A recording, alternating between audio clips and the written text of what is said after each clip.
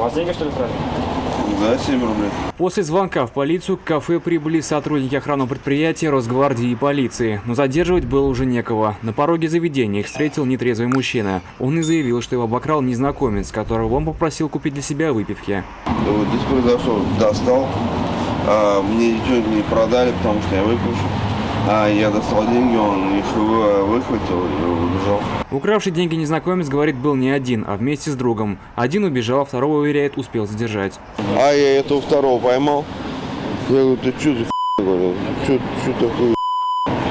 Сейчас он вернется, сейчас. А тут я смотрю, он бежит.